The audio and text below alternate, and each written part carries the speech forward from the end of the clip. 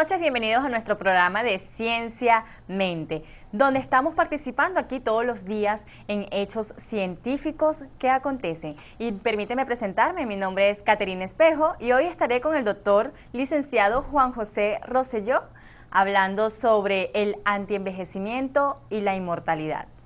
Buenas noches al público. Cuéntanos, ¿qué nos puedes comentar sobre el envejecimiento a nivel científico? Sí, fíjate que el envejecimiento es algo muy complejo. No se basa solamente en un solo punto, como la gente cree. La gente cree, por ejemplo, que arrugarse es envejecer, o que le duele el cuerpo es envejecer. O sea, siempre lo asocian como a un solo punto en el cuerpo. Pero la ciencia no lo ve así, lo ve como todo el sistema complejo que es. De hecho, se han identificado 9 razones, 9 causas bioquímicas de por qué envejecemos. Y hay un famoso paper científico en la comunidad bioquímica que se llama The Hallmark Paper. Miren, ese paper, The Hallmark Paper, que está gratuito en internet, se lo vamos a colocar en las redes para el que quiera acceder. Hay una ruleta donde te marcan esos 9 razones por las cuales envejecemos. Entonces, ¿cómo define la ciencia el envejecimiento? La pérdida progresiva de las funciones correctas de la célula. Ese es el envejecimiento y estamos formados de células. Bien, entonces, ¿qué está haciendo la ciencia? La gente que maneja esa área, tratando de desentrañar todas las causas, están casi todas desentrañadas ya, para ver si se pueden manipular para frenarlas o retrasarlas, con el fin de extender la vida lo más que se pueda. ¿Se puede, dentro del envejecimiento, desentrañar ciertos secretos para así reducir nuestro reloj biológico para entonces acontecer una vida más larga y duradera, perdurable? ¿Esto existe dentro de la ciencia? ¿Se está estudiando? De hecho, sí. Y hay muchas personas en eso, magnates billonarios, específicamente en Silicon Valley. Por ejemplo, uno de los fundadores de Google se está asociando a una farmacéutica, invirtiendo billones de dólares buscando eso. Él dice literalmente que quiere curar la muerte. También el cofundador de PayPal, él dice que es antinatural, que es ilógico aceptar la mortalidad. Él dice que no se debe aceptar la mortalidad, que hay que buscar formas de vencerla. Y como ellos hay muchos. Entonces la ciencia hace una serie de procesos, de técnicas para intentar lograr eso. La primera que quiero mencionar es la vitrificación. ¿Qué es la vitrificación? Que se encuentra en la naturaleza. Algunos animales lo hacen. Es como una especie de invernación. Todos han escuchado del oso que come mucho en una época, luego se mete en su cueva a invernar y se duerme durante meses. Todos conocen esa historia. También hay unos sapos que si tú los congelas, y de hecho se congelan donde ellos viven por el clima, ellos crean la vitrificación y su metabolismo sigue funcionando vivo a pesar de que ellos están completamente congelados. La madre naturaleza utiliza un anticoagulante para eso, que es la glucosa simplemente. Entonces, existe la posibilidad, porque se ve en la naturaleza, de que los seres vivos puedan frenar su metabolismo, hibernar para extender su vida sin prácticamente décadas y décadas y décadas. ¿Qué sucede? Cuando se hace esto en tejido humano, fuera del cuerpo humano, hay muchos efectos adversos, negativos todos. El tejido se destruye, se cristaliza la sangre, no ha funcionado, pero se sigue intentando. Tú dirás, ¿pero para qué? Bueno, hay 2 razones por ese lado. Una, para largos viajes espaciales, para tratar de colonizar otros planetas, o sea, que estos astronautas puedan prácticamente dormirse indefinidamente, hibernar para que no le pase el tiempo, y durar cientos de miles de años en un viaje hacia otro sistema solar, por ejemplo. La otra razón es personas que tienen enfermedades terminales, que no hay nada que hacer, intentar congelarlos y despertarlos ya cuando exista la tecnología para curar su enfermedad. De hecho, hay billonarios que han pedido congelar su cuerpo después de muerto con esa esperanza. Bien, la segunda, pero todavía estamos muy lejos de esa tecnología, pero es bueno abarcarlas todas. La segunda forma que se busca es la preservación del código genético, de tu ADN total, preservarlo, almacenarlo, para ir sacando clones tuyos a través del tiempo. Bueno, incluso tenemos un cuadro que es la restricción calórica. Sí, ese es el ADN, así es que se ve. O sea, es una representación artística obviamente, pero es de doble hélice. porque todo esto se trata al final de cuentas del ADN, es lo principal, y vamos a ver por qué, según vayamos desarrollando el tema. Entonces, ¿qué sucede? Si tenemos este ADN totalmente codificado y podemos hacer una copia exacta tuya, es, entre comillas, como si tú vivieras constantemente. Ahora viene el asunto, viene la pregunta, pero ¿esa es realmente Caterina? Si a ti te clonan, sacan una copia exacta tuya, ¿esa es realmente tú? Ese clon no va a tener tus recuerdos, no va a tener tus experiencias, tus vivencias. Solo los genes. Solo va a ser una copia exacta tuya. O sea que estaría por verse si realmente ese eres tú o no. Pero eso es otra de las formas que se están utilizando. Pero dentro de la ciencia ya han intentado clonar a alguien. Se han clonado animales, en humanos todavía no. Primero está prohibido. Okay. Y segundo, un ser humano ya algo más complejo de clonar. Está prohibida la clonación en humanos, pero se hizo en los años 90 con la abeja Dolly. Y la clonación también se utiliza en frutas para que no se extingan. Por ejemplo, el guineo, el banano, todos los bananos que la gente come y no lo sabe son clones. Si no, estaría extinto hace tiempo. Lo mismo ocurre con la lechosa, son clones. O sea, la tecnología de clonación existe en las frutas, vegetales, se ha hecho en animales, pero en humanos todavía no. Eso son posibilidades. Y, por ejemplo, ¿para qué se necesitaría entonces clonar a un ser humano? ¿Cuál sería la finalidad o el fin de hacerlo en caso tal de que lo aprueben, que no estamos muy lejos de ello? A nivel médico clínico, la justificación, una de ellas es, por ejemplo, tener un órgano de repuesto tuyo. No clonar el ser humano completo, sino clonarte un órgano tuyo, por ejemplo, y tenerlo preservado ahí. Si se te daña, simplemente es como cambiar de repuesto. Pon tú que se te dañan los riñones. Tú no tendrías que esperar un donante, porque hay una tecnología de clonación donde se puede sacar una copia exacta de tus riñones con tu ADN que tu cuerpo no lo va a rechazar. Pero para clonar mis riñones tendrías que clonar una persona como tal. Clonar un riñón es más fácil y de hecho se está haciendo que clonar un ser humano completo, pero se utiliza básicamente la misma tecnología. Otra razón sería por exactamente lo mismo que te dije, viajar al espacio, a sitios lejanos. Ahora bien, eso es tecnología futura, vamos a aterrizar un poquito. Okay. Actualmente, ¿qué tenemos para prolongar la vida y si ha funcionado? Que era tu pregunta original, ¿verdad? Hay varias teorías que son comprobables, son medibles, son repetibles, y todas se enfocan en, como mencionaste, la restricción calórica, el resveratrol, es una molécula que la vamos a mencionar, la metformina, que mencionamos en uno de los episodios, ya la vimos, los genes de la edad, que al final todo es genético, entonces todo gira allí, en ese cuadro, y eso es lo que tenemos que ir explicando y enfocarnos hoy, porque es lo que tenemos tangible ahora mismo. Lo que acabo de mencionar es tecnología quizás a futuro. Bueno, pero de inmediato nos vas a explicar todo esto que nos acabas de nombrar. Vamos a una pausa y ya regresamos.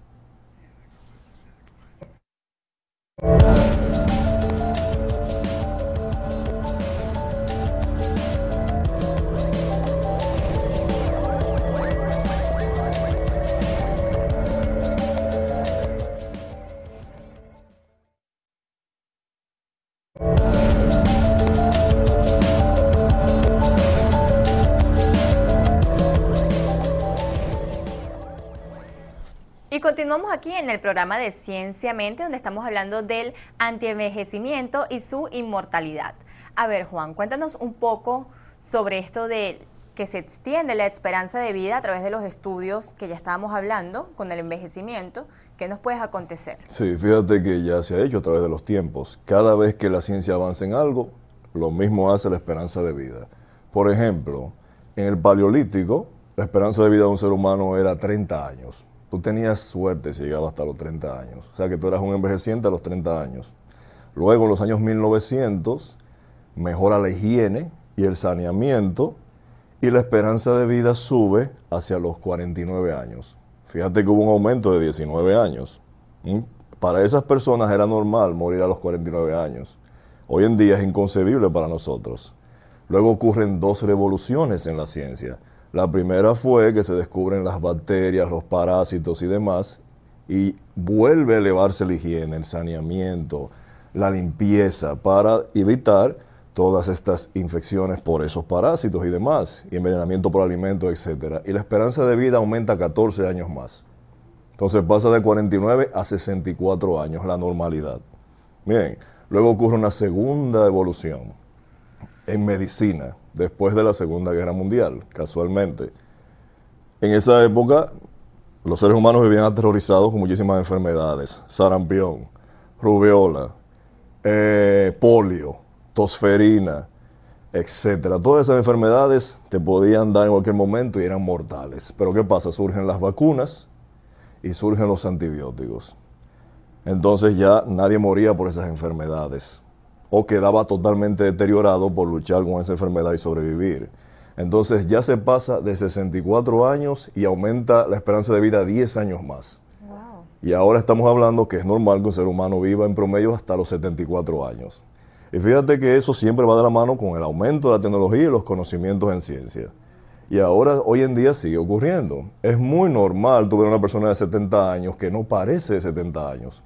Lo dice, No, y también la medicina estética, que cada vez exacto, está avanzando más, pero biológicamente ya también se está estudiando. exacto. Entonces, ¿qué sucede?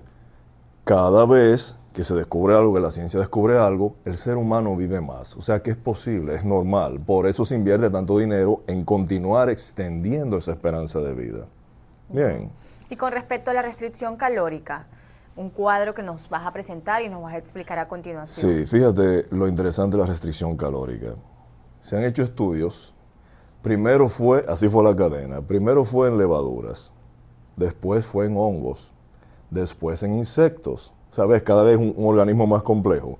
Luego fue en perritos, gatitos y últimamente en primates, que son los más cercanos genéticamente al ser humano, donde se les restringía un 30% del consumo calórico diario. Y o se le hacía gastar un 30% más de energía al día. ¿Cómo tú haces eso? Con actividad física. Bien.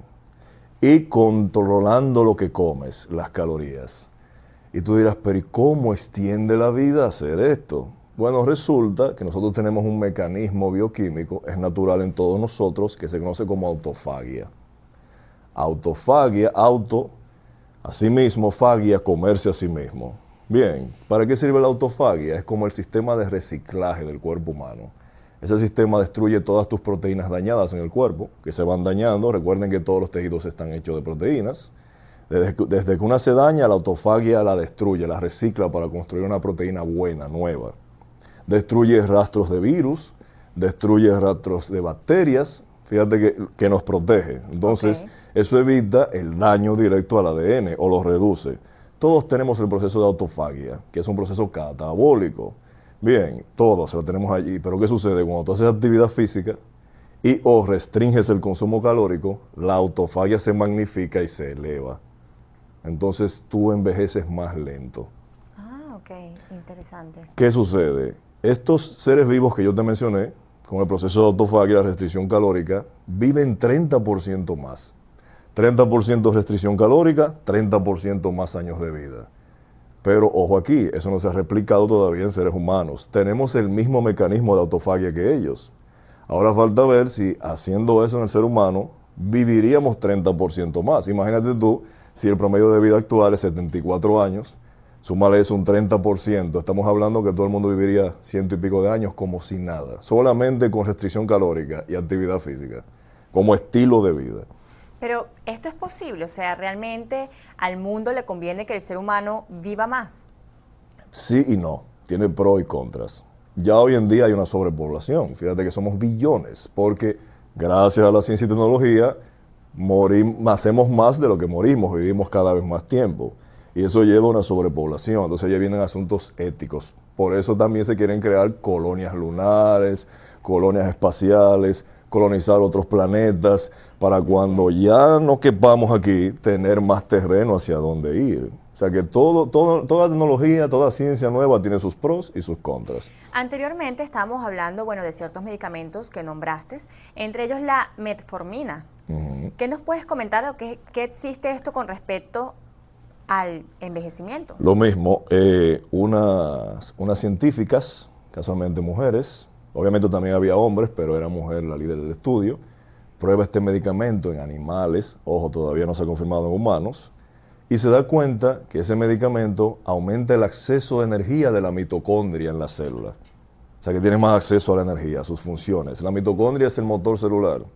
Ahí es que oxidamos y toda la energía que comemos.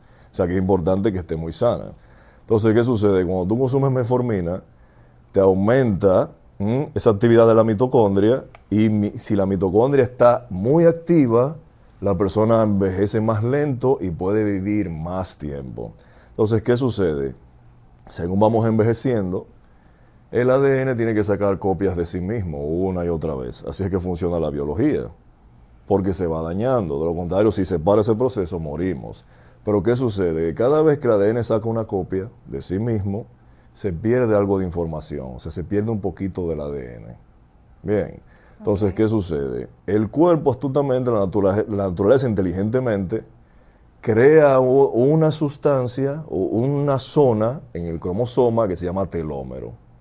Entonces, el telómero sirve para llenar esos huequitos que quedan en el ADN, como si fuera un parche cada vez que se divide.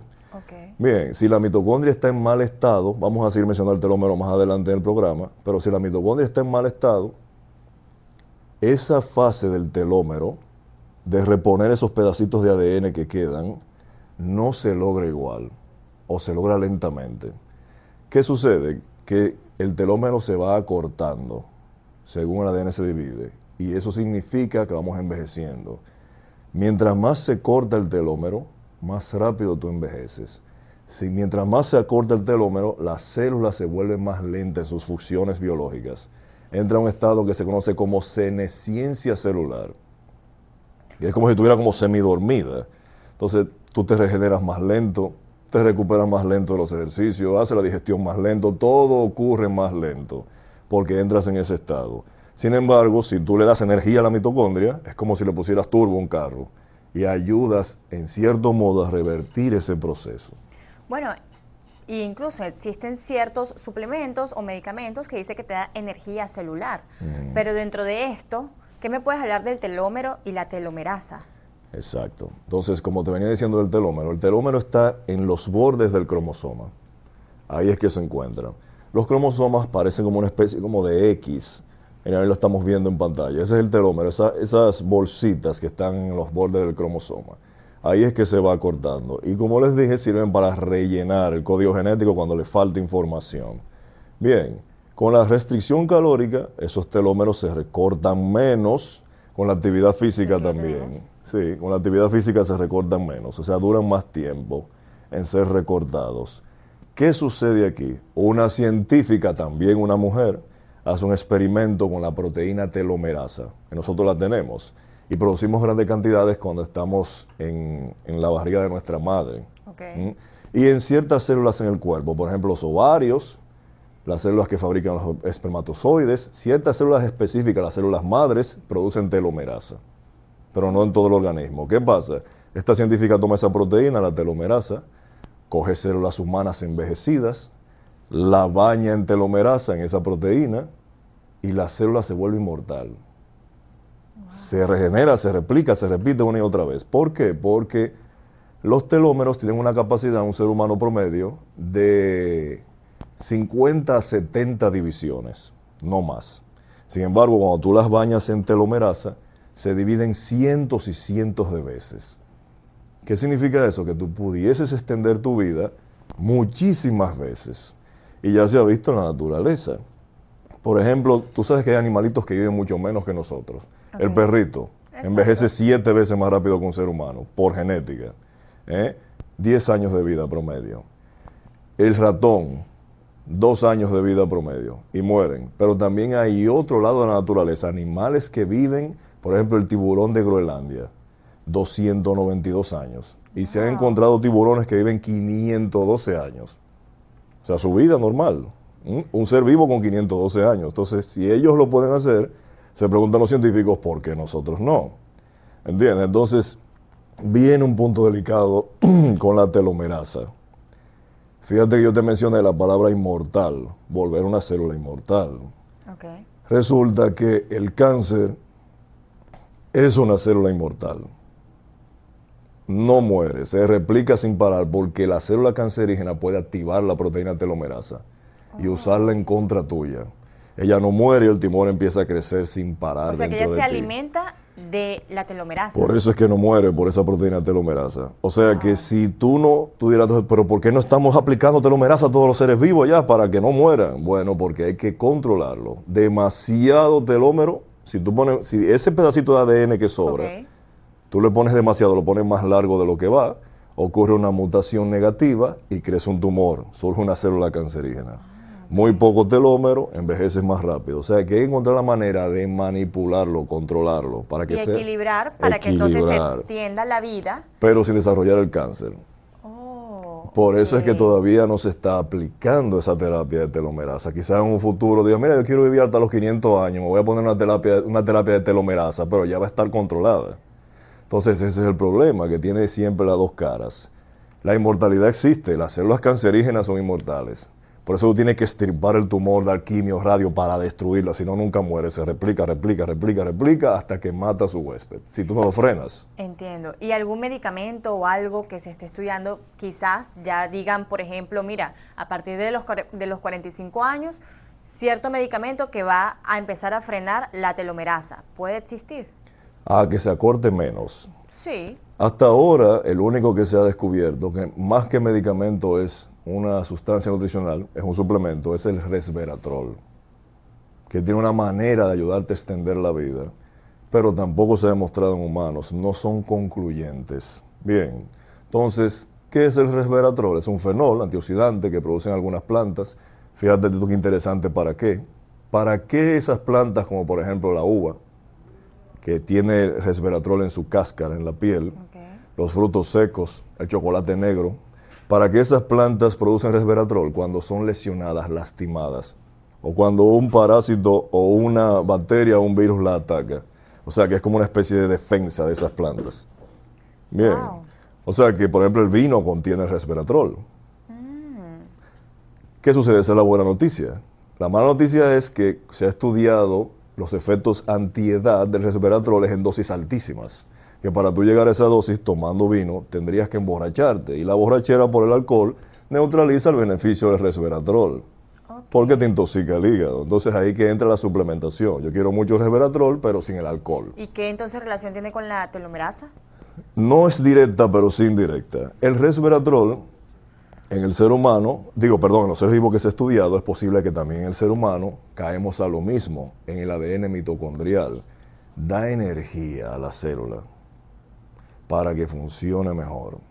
Bien, para que la senescencia celular que te comenté ocurra menos o más lenta. Eso es lo que se ha visto en los animalitos que se ha estudiado.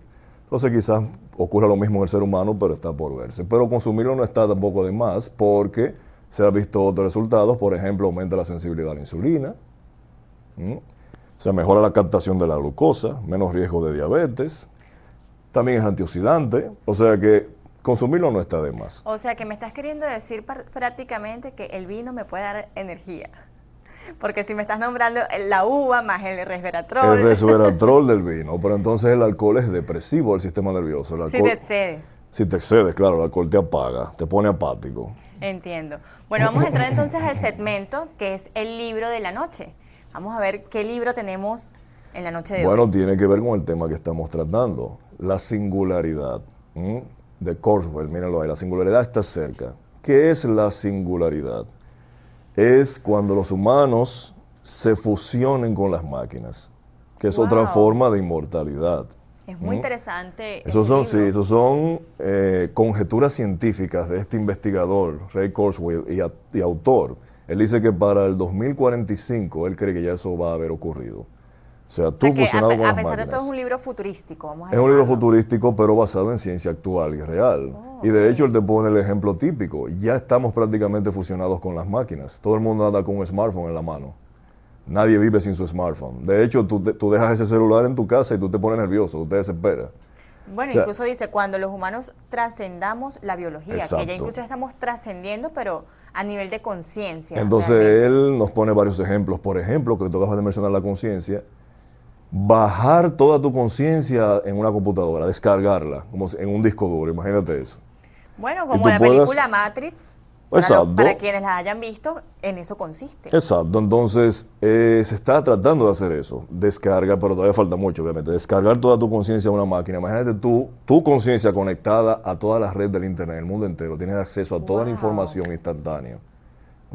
Mira, por ejemplo, Elon Musk con el Neuralink, que te implanta un chip, va a servir para curar Alzheimer, por ejemplo, pero la meta final es que el Internet esté en tu cerebro. Que tú piques un ojo, por ejemplo, y tengas acceso a todo el Internet instantáneo. Lo veas ahí en tu vista.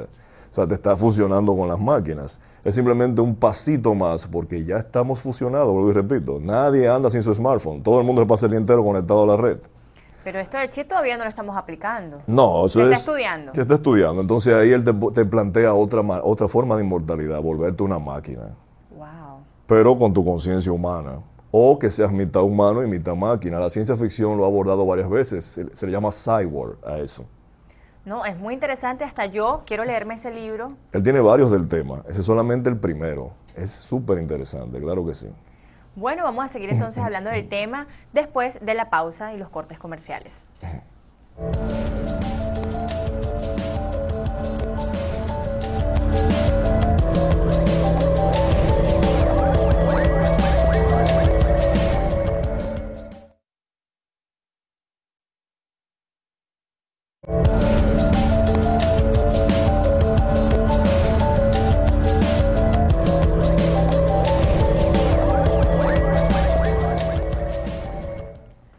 A ver, Juan, coméntanos un poco sobre la terapia de sustitución hormonal. Muy buena pregunta, Caterina. Ahí también hay confusión. La gente piensa que la terapia de sustitución hormonal es para alargar la vida. Y no es para eso, es para mejorar tu calidad de vida. Bien. Y básicamente entonces, ¿para qué lo dentro de usan? tu rango de vida. Por ejemplo, vamos a hablar hombre y mujer. En el caso del hombre, cuando va perdiendo testosterona porque va envejeciendo, a partir de los 35 años, la producción de testosterona interna del hombre va descendiendo un 1% anual. Bien. Okay. Entonces, ¿qué se hace? Se le da testosterona exógena de fuente externa para sustituir esa que va perdiendo y que se siente igual como en su juventud, con mucha libido, fuerza, energía, etcétera.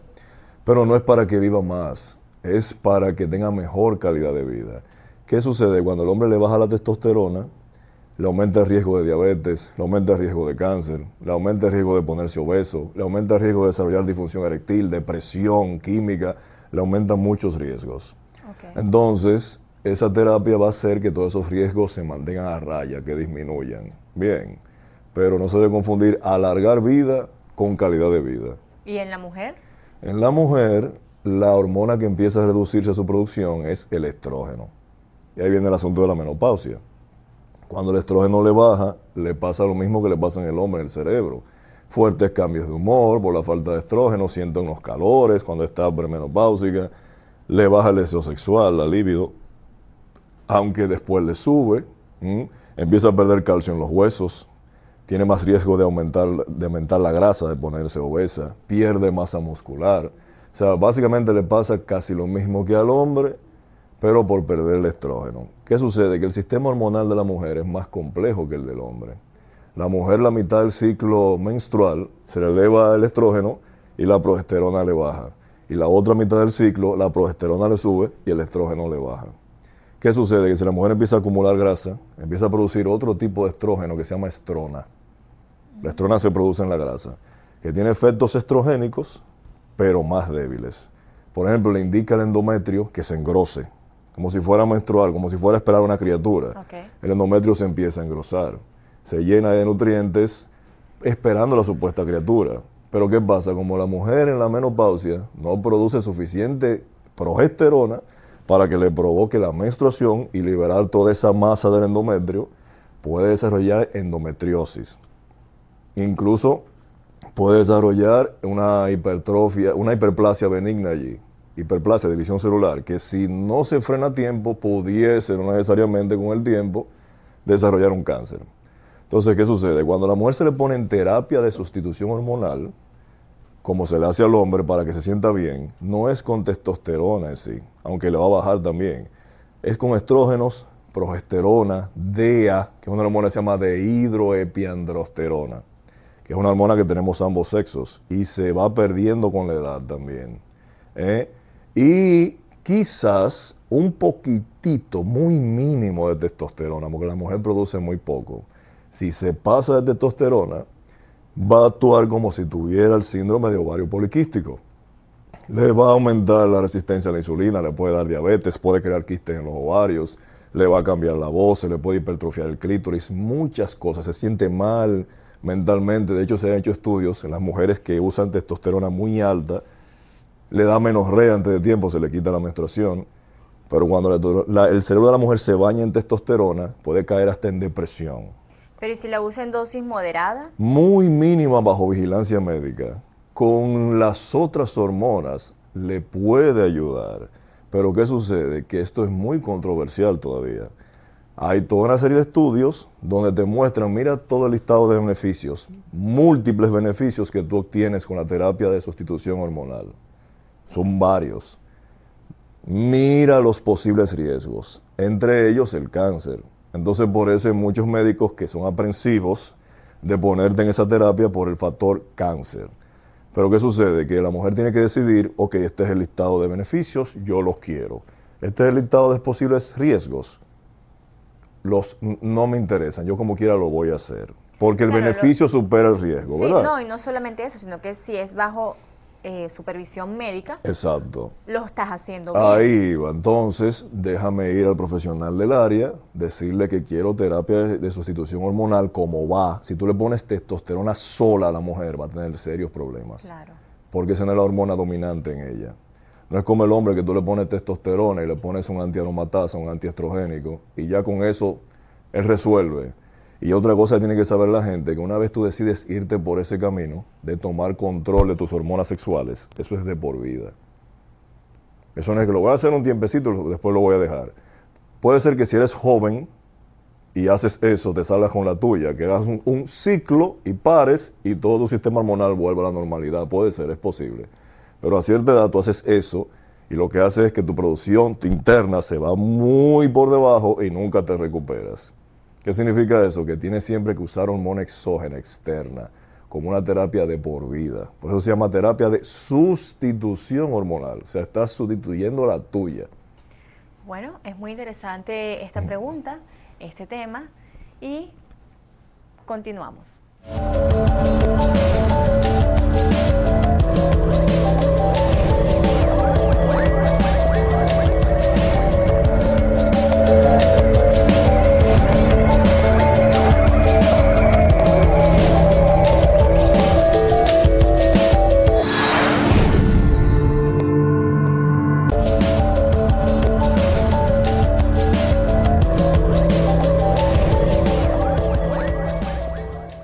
Continuamos aquí en Cienciamente, donde estamos hablando del envejecimiento y la inmortalidad. Y a ver, cuéntanos, ¿qué tiene que ver todo esto entonces de la genética, el envejecimiento, cómo se fusionan? Sí. ¿Qué podemos abordar? Fíjate que detrás de la inmortalidad se descubrió una especie de medusa que literalmente es inmortal. Otro ejemplo más, o sea, solamente tenemos seres vivos como ese tiburón de Groenlandia que puede vivir hasta los 500 y tantos años, sino que tenemos un ejemplo de un ser vivo que es inmortal, no muere, excepto que tú lo destruyas, obviamente, que lo mates, a nivel biológico me refiero, bioquímico. Esta medusa, cuando está envejeciendo, en vez de entrar en senescencia celular, revierte su biología y vuelve a ser bebé otra vez. Y así el ciclo, una y otra vez, como la película esa de el hombre que envejece, que nace viejo y se va poniendo bebé. Esa medusa hace exactamente eso, esa es su genética es así. Wow. Entonces tenemos ejemplos por todos lados de inmortalidad biológica y de larga vida biológica, no es solamente ciencia ficción. Entonces, ¿qué pasa? A nivel genético, la genética es lo que controla cuántos años vamos a vivir. Eso es indiscutible y por eso se estudia tanto. Entonces, hay dos opciones. Opción 1, que ya se ha hecho, es analizar los genes de los jóvenes, todo el código genético de los jóvenes, y compararlo con el código genético del envejeciente, para ver exactamente cuáles son los genes que se activan, que te hacen envejecer, o que se desactivan, identificarlos y aislarlos, para volverlos a activar y que te mantengas joven. Bien, eso se está haciendo. Opción 2, analizar los genes de las personas centenarias, o sea, las personas que naturalmente viven 100 y pico de años, que también ya se hizo, y se identificaron 281 genes, que tienen estas personas que le permiten vivir hasta los 100 y tantos años de manera natural. Entonces, una vez identificados esos genes, que son 281, y también los genes que están activos en la juventud y se desactivan en la vejez, tú puedes aprender a manipularlos a tu favor para vivir mucho tiempo más. Wow, qué interesante esto, pero realmente ya estos estudios ya están siendo pues lanzados para que el ser humano pueda tener, como quien dice, esa sincronía que tú estabas comentando, como por ejemplo la película, sí, de la que te conviertes en un bebé. Sí, y de hecho ya hay toda una ciencia detrás de eso, que surgió de la bioquímica, se llama biogerontología. El biogerontólogo se dedica específicamente a estudiar las causas del envejecimiento y a intentar hacer que vivamos mucho tiempo más. ¿Cuáles teorías o creencias existen con respecto al envejecimiento? Sí, que son controversiales y no se han comprobado todavía. Bueno, la primera es que incluso en estos días hubo un escándalo con eso, pero es un mito, es una conspiración, eso no es cierto, de que beber la sangre de los jóvenes te hace inmortal, o te hace vivir más años. Beber literalmente la sangre. Y existía esa creencia en el pasado. Pero ¿qué sucede? Muchas veces dentro de todo un mito se encuentra una verdad. Yo le digo a eso, verdades en los mitos. La ciencia descubrió que real y efectivamente la sangre de las personas jóvenes tiene una proteína que se llama GFD11 en grandes cantidades. Y esa proteína hace que tus células se regeneren más rápido, más aprisa. O sea que eso de beber la sangre es mentira, pero es verdad que la sangre joven contiene esa proteína. Esa proteína se puede replicar en un laboratorio porque no es más que una cadena de aminoácidos en una secuencia específica y quizás en un futuro no muy lejano darla a beber como un suplemento. Wow. Para que tu sangre actúe como si fuera la sangre de un joven. O sea, imitarla en un laboratorio para que entonces esta te pueda dar beneficio. Exacto, o extraerla de donantes de sangre y purificarla, limpiarla. Existen esas dos posibilidades. Fíjate cómo hay que atacar el envejecimiento de varias áreas, pero hay muchas posibles armas futuras. Bien, la otra controversia es la famosa hormona de crecimiento humano, HGH, que de hecho le han puesto el nombre de la hormona anti-aging. Aquí hay una confusión. La ciencia se puso a estudiar a ver si eso era verdad, que extendía la vida, ojo. Hicieron un estudio incluso en Israel con 800 personas. Es un estudio bastante grande. Y se dieron cuenta que es lo contrario. Cuando tú utilizas HGH exógena, de fuera, tú envejeces más rápido. La hormona no es anti-aging, o sea, no te extiende la vida, no te alarga la vida, que aquí está la confusión. La gente dice, pero entonces yo he visto gente que se la pone y se ve más joven. Eso es estético, es otra cosa. La hormona te hace ver la piel más joven porque te dispara la síntesis de la proteína del colágeno. Pero internamente. Pero biológicamente, internamente, tú no vas a envejecer más lento ni a vivir más años. La hormona no hace eso. De hecho, según esos estudios, al contrario, te puede acortar la vida, sobre todo si te pasas de la dosis y exageras como hacen muchos en el fitness. ¿Por qué? Porque desarrolla resistencia a la insulina. Wow. Eso trae problemas entonces con el metabolismo de la glucosa. El exceso de glucosa en la sangre causa deterioro celular. Entonces la tienen como la hormona anti-aging, no deberían decirle así, deberían decir la hormona estética que te hace ver más joven, no que te alarga la vida. Y ahí es que está la confusión. Wow, qué interesante este hecho. Y bueno, vamos a abordar a lo que es la molécula de la noche. ¿Qué nos traes dentro de este segmento? Bueno, de hecho ya lo mencionamos, es el mismo resveratrol, que tiene que ver con el tema. La gente dirá, perfecto, ya no dijiste qué es un fenol, que es antioxidante, que está en el vino. Pero vamos a profundizar como suplemento, como medicamento. Si perfecto, existe. Quiero aprovechar la energía que me da, que me mejora la sensibilidad a la insulina, me protege el corazón, todos esos beneficios que se ha visto. ¿En qué dosis necesito consumirla? ¿En qué dosis me la tengo que tomar? Bueno, los estudios se han hecho con mínimo 100 miligramos al día. Mínimo para ver los beneficios, hasta 700 miligramos al día. Incluso hay un estudio por ahí consumiendo 1000 miligramos al día, que es algo bastante alto. Wow. Entonces tú dirás, pero perfecto, entonces ¿con qué dosis comienzo? Porque estoy confundido, leí un estudio que dice 100, otro dice 300, otro dice 700. Bueno, hay una regla en la farmacología y en la suplementación de que siempre inicies con la dosis mínima que te dé un resultado positivo. Porque la dosis mínima es lo seguro siempre. Entonces, si tú no notas, por ejemplo, elevación de la energía, que te sientes mejor anémicamente, con 100 miligramos tú puedes tomar 200 y así vas probando poco a poco. Si bien sabemos, este suplemento, ¿es un suplemento o un medicamento? Es un suplemento porque es un nutriente. Está Ok. en la piel de la uva, en la cáscara de la uva. Ah, ok. El vino se hace de las uvas, por eso está en el vino. Está en los frutos secos, está en el chocolate negro. Entonces tú Ok. lo puedes obtener de Si todas bien estas sabemos fuentes. de este suplemento, ¿esto es un suplemento que lo puede consumir cualquier persona o tiene que ser realmente que se lo recomiende un Cualquier profesional? persona, excepto, porque acuérdate que hay alergias a todo en la vida. Es increíble, pero cierto, hay personas que son alérgicas incluso a la fresa. Wow, Hay personas que son alérgicas a los genitales de su pareja.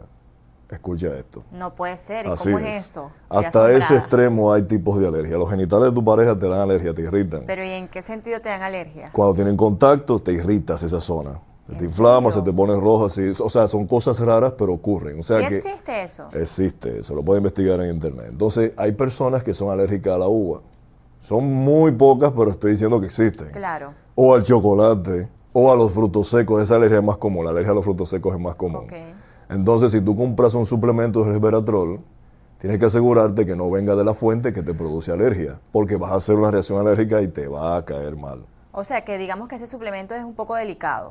O sea, En ese sentido, si tienes una alergia a esos alimentos, y solamente. específicamente vamos a recordarle al público, te sube entonces el sistema inmunológico, te da energía, te da Actúa, energía no te lo celular. sube, recuerda que no se sube el sistema Es inmunológico. verdad. Exacto. Es la Tienes toda la costumbre, es razón. normal, una costumbre de la gente decir eso, Coloquialmente. coloquialmente, pero no te lo sube. Lo que hace es que te da energía a nivel de la mitocondria, produces más energía, tienes más acceso a la energía, y eso te hace sentir bien. Es antioxidante, evita el estrés oxidativo en el ADN, que se destruya más rápido el ADN, reduce ese daño celular, y te aumenta la sensibilidad a la insulina, que la hablamos ya en un programa. Sí. Lo pueden ver para que entiendan más sobre eso. Esos son los beneficios que trae. Falta comprobar, que ya se hizo en animales, que en el ser humano le extienda la vida. Pero al parecer, aunque no son concluyentes esos estudios, también ayuda, aporta. Pero se está estudiando todavía. Así es. Bueno, qué interesante este tema que hoy estuvimos conversando. Vamos a recordarles nuestras redes sociales @JRossellóBlanco. y, bueno, por Instagram, @KatEspeval. Tampoco olviden seguirnos por Ciencia Mente, ¿ok? Y bueno, ya hemos llegado al final de nuestro programa. Ya será hasta el día de mañana que estaremos abordando nuevos temas científicos. Hasta luego.